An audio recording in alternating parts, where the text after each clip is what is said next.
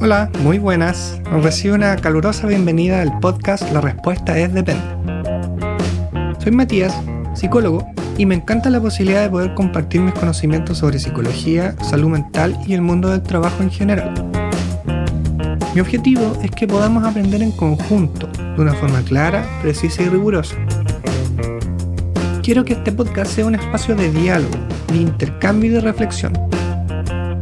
Recuerda que la respuesta a muchas de nuestras preguntas es depende, y aquí vamos a entender por qué. Veamos lo que tenemos para el episodio de hoy. Otro de los padecimientos a los que puede evolucionar el estrés laboral es el denominado mobbing. Este se entiende como acoso psicológico en espacios de trabajo, el cual es un tipo de estrés psicosocial de carácter crónico. Una de sus características es que implica una acumulación de microtraumas en el medio laboral. Esto quiere decir que cada evento en sí mismo puede no tener peso específico. Lo que resulta grave es cuando estos se aglomeran. Lo más representativo del acoso laboral es el maltrato psicológico, el cual implica un daño hecho de forma intencional, persistente y deliberada. Por tanto, y mucho ojo a esto, el mobbing no implica necesaria ni exclusivamente acoso sexual. Pueden ser acciones tales como amenazar, criticar, ridiculizar, acechar o inducir sentimientos negativos. Así, para dejar bien en claro de qué estamos hablando y qué es lo que estamos entendiendo, entregaremos una definición apropiada para tal efecto. El mobbing o terror psicológico en el ambiente laboral consiste en una comunicación hostil y sin ética, dirigida de manera sistemática por uno o varios individuos contra otro, que es así arrastrado a una posición de indefensión y desvalimiento, y activamente mantenida en ella. Estas actividades tienen lugar de manera frecuente, como criterio estadístico por lo menos una vez a la semana, y durante largo tiempo, también como criterio estadístico por lo menos 6 meses. A causa de la elevada frecuencia y duración de la conducta hostil, este maltrato acaba por resultar en considerable miseria mental, psicosomática y social.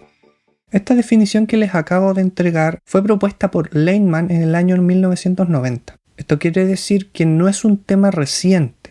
Según Rivera, en el año 2007, el maltrato psicológico está caracterizado como una interacción dañina o afectivamente perjudicial, que resulta consistente con algunas de las siguientes pautas de conducta: amenazar, insultar, criticar, despreciar, menospreciar, ridiculizar o ignorar a una persona, acechar, perseguir, vigilar o controlar innecesariamente, inducir sentimientos negativos como el miedo, desánimo, preocupación, frustración, inferioridad o inseguridad, interferir con las dinámicas mentales de otra persona, dificultando la realización de sus actividades y tareas, sobrecargarle con exigencias y expectativas que la persona no es capaz de cumplir por sí misma.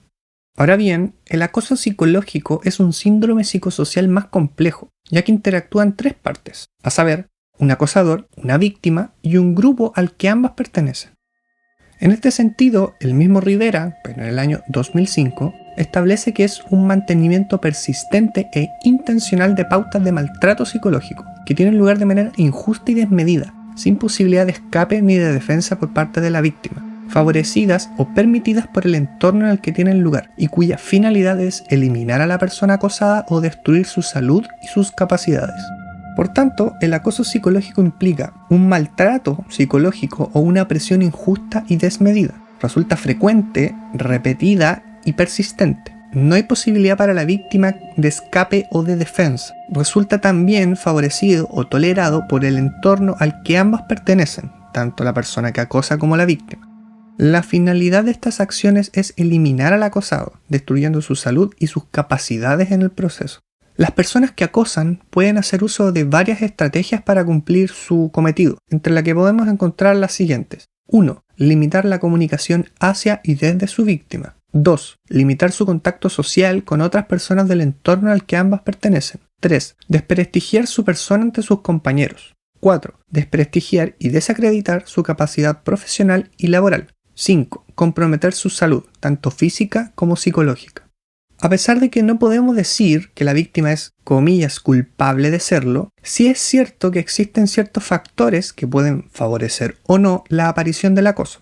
En este sentido, podemos definir dichos factores en 3 categorías. La primera categoría son las características del acosador, de la persona que acosa. La mediocridad es un elemento central en este proceso, la cual es definida por Rivera, pero en el año 1997, como la ausencia de interés, aprecio o aspiración hacia lo excelente. Vale decir, personas que se esfuerzan por el mínimo y puede que a veces incluso menos que eso. También tiene que haber presencia de envidia, especialmente hacia la víctima, y una fuerte necesidad de tener el control. La segunda categoría, que corresponde a las características de la víctima, podemos establecer 3 elementos. Primero, la víctima tiene que ser una persona auténtica. Auténtica en tanto está comprometida con sus propias dinámicas de desarrollo interno. La segunda categoría tiene que ver con una inocencia psicológica. No es capaz de dañar ni de creer que otras personas pueden hacerlo. La tercera característica es una dependencia afectiva activa. Intenta por todos los medios ganarse el cariño de las demás personas de su entorno, mediante su capacidad y su competencia. La tercera gran categoría es el entorno o el contexto en el cual se desenvuelven ambas personas. La primera característica del entorno que favorece la aparición del acoso laboral es un aislamiento social, es decir, existe un flujo de información restringido. La segunda característica es una fuerte cohesión interna. El aislamiento, la primera característica que mencionamos, facilita y fuerza la unión entre los miembros de una organización, al limitar las opciones de vincularse con el exterior. La tercera característica es la improductividad. Es más probable que en culturas organizacionales que valoran el poder y control por sobre la productividad y eficacia sean entornos propicios para la aparición del acoso laboral. Por ejemplo, universidades, colegios, hospitales, fuerzas armadas, funcionarios públicos, etc. El acoso, en tanto fenómeno psicosocial, ha sido dividido en 4 etapas. Estas fases facilitan la identificación de algunos hitos especialmente relevantes. La primera etapa es la perversión del conflicto. Lo que podía arreglarse con una explicación sencilla o una intervención bien intencionada se tuerce a propósito. La segunda etapa es de la estigmatización. Surgen rumores sobre la persona acosada que se expanden más y más dentro de la organización. La tercera etapa es de la intervención. En este punto las jefaturas y los superiores deciden intervenir. La víctima o la persona acosada es un problema para toda la organización, por lo cual usualmente se le endosa toda la responsabilidad y se asume que removiéndola el problema desaparece. A propósito de esto mismo, la cuarta etapa es la eliminación. Se le margina internamente a la persona acosada, se le asignan tareas y cargos menores, siendo ignorada para las reuniones de la organización. La persona acosada empieza a emitir licencias médicas. Siente mucho temor de ir al lugar de trabajo. Ahora bien, al igual que con el burnout, para el mobbing también se han descrito una serie de conductas claves a las que debemos prestar atención. Primero, un estadio de autoafirmación. La víctima presenta resistencia, aunque todavía no sabe que es víctima. Cree que es una situación que puede ser solucionada fácilmente. Luego, cuando las cosas no son solucionadas, viene un estadio de desconcierto. Este estadio se encuentra entre el final de la fase de conflicto y de estigmatización. La víctima no comprende lo que está ocurriendo y comienza a dudar de sus propias interpretaciones sobre el conflicto. Luego viene un estadio de depresión. La persona pierde confianza en sí misma, la autoestima se ve erosionada y la falta de apoyo social dentro de la organización facilitan la depresión. La sintomatología de este estadio es muy parecida a la del burnout. Luego viene un estadio traumático. Aquí los síntomas clínicos son propios del estrés postraumático. Hay dificultades para prestar atención, para concentrarse, para recordar, hay rumiación de ideas dañinas, hay recuerdos intrusivos, hay pesadillas, hay conductas de evitación con el entorno laboral. Por último, se desarrolla un estadio de estabilización crónica. El deterioro personal y laboral es cada vez más evidente, pero se llega a una especie de meseta. Hay una mezcla de síntomas depresivos, ansiosos, obsesivos y psicosomáticos. La hostilidad e hipersensibilidad pueden confundirse con síndromes paranoides. Pues bien, hemos visto una serie de elementos, pero entonces, ¿a qué debemos prestar la atención? Hay ciertos síntomas que son muy característicos de una persona que está sufriendo un síndrome de acoso. Primero, presión focalizada del pensamiento. Cuesta mucho pensar, enfocarse. Por lo mismo, hay mucha dificultad para concentrarse. Pueden haber breves episodios disociativos. Hay intrusiones obsesivas. Hay sueños recurrentes, pesadillas.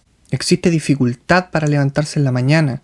Hay un temor muy fuerte al lugar de trabajo. Hay síntomas también de ansiedad, de depresión y también psicosomáticos. Entonces, de todo lo que hemos visto hasta este punto, ¿cuáles son las principales conclusiones que podemos obtener de todo esto?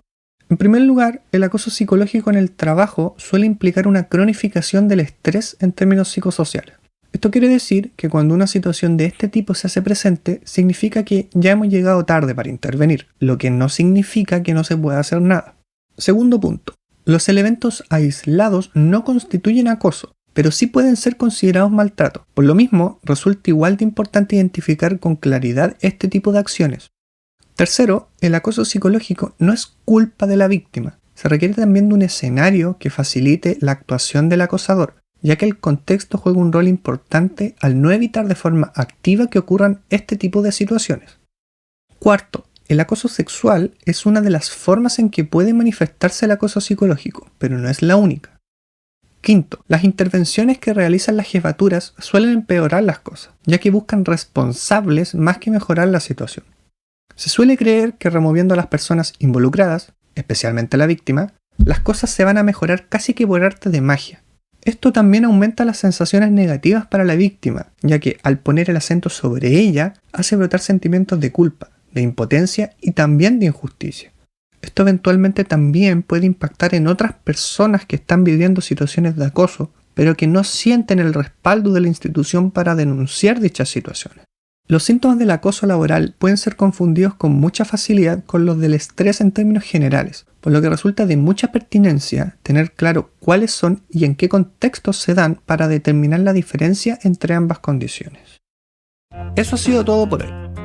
Espero que disfrutaras de este episodio y que hayas aprendido algo nuevo para tu vida personal o profesional.